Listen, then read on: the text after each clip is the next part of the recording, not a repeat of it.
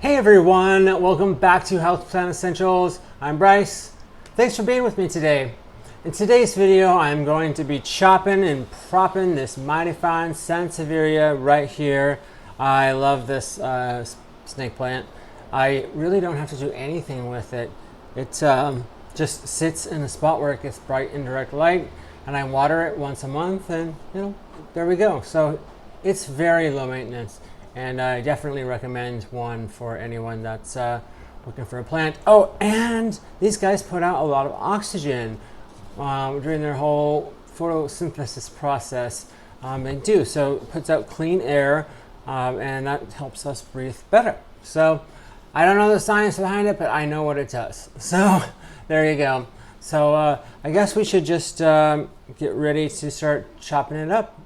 Alright, so the next thing we want to do is decide where we're going to cut on the plant. So here it is in its full glory. I've already decided to choose this tall piece right here. It goes down pretty far, but like when you look at the plant, and if this piece was not there, it'd still be full, right? I figure it'd still be full and it's not gonna look bad. Now I always get like anxiety right before I cut it. Like I'm like, oh gosh, no. Like, should I do this? Like, what's gonna happen? Like, is it gonna rot when I try to propagate it? Is the plant gonna look weird? And da, da, da, da, da. Like all goes through my head. Just being very honest. And eventually it's just fine. So I think we should just go ahead and get this cutting. Now we want to make sure we have a fresh pair of scissors or shears or whatever you use. Make sure that they are clean and sanitized. We don't want to like give anything to the plant that might harm it. So mine's been sanitized in alcohol, and yeah, so I think we should just go ahead and cut it. So the first thing that we need to do is just decide where we're going to cut it. Let's see here, I'll bring it back here, you can see it a little better. So just down here, as close to the base as I could possibly get. And this is hard, I gotta be honest here.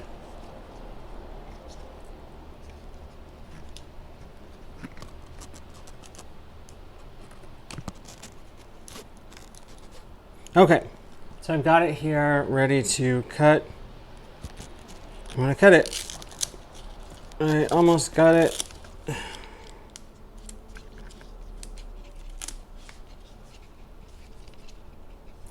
Almost, guys, almost, guys. All right, so here is the nice cutting that I took, and it looks really good. It's a long piece. So we have it there. Now I have to be honest with you, I was thinking that I might cut one more off here, this one right here in the front, because still it wouldn't like take too much away from the plant, and then I'd have two long pieces, and then I could chop them up in smaller pieces later if I wanted to. So I think I'm gonna go for it, right? Let's just cut it. This one's easier to get to. You can see right here. I'm just going to cut it as down here at the bottom. Like that. There she be. Now that here's the plant. Looks fine to me. It looks great, actually. You know, not as thick, but it still looks pretty good. So yeah, I'm really happy with that. And now we have two pieces.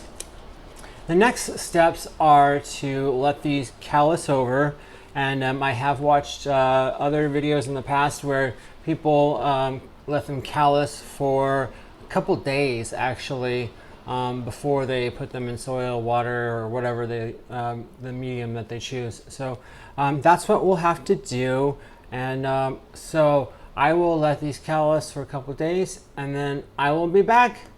Ciao! Hey everyone, I'm back. It's been 2 days since you looked at me. Oh wait, sorry.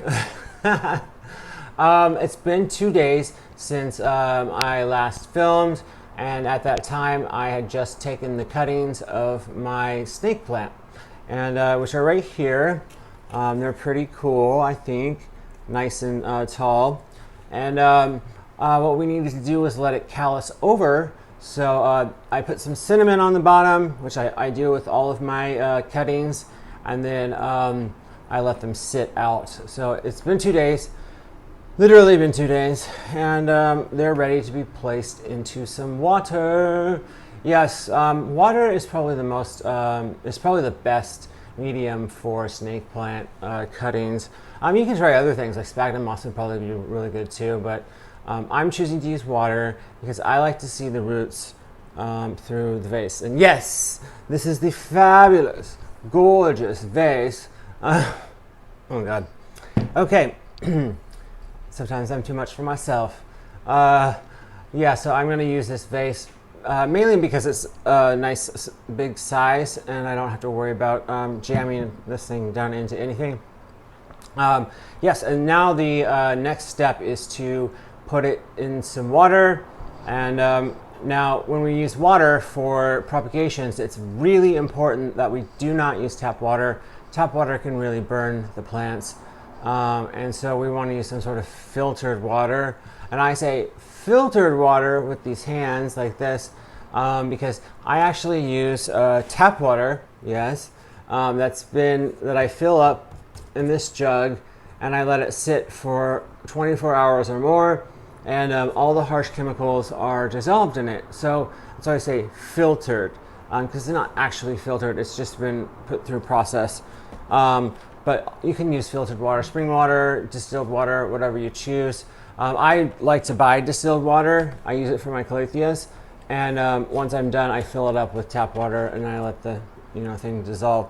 So yeah, let's go ahead and fill this up. Special time here. Okay, we don't need a ton of water because the ends are going to be the only thing that really matter. So those are the things, as long as they're covered, you can have this much water. So let's just go ahead and put them in. Here we go. Here is the christening. Voila! Look at it. It's cute. It looks like a little bunny rabbit. Little bunny rabbit with sharp.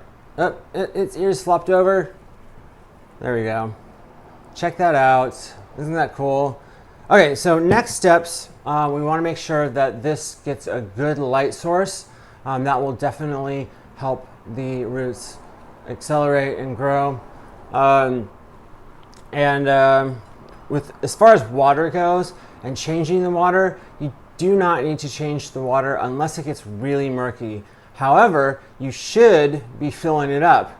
If it gets really low, make sure that you fill it up again.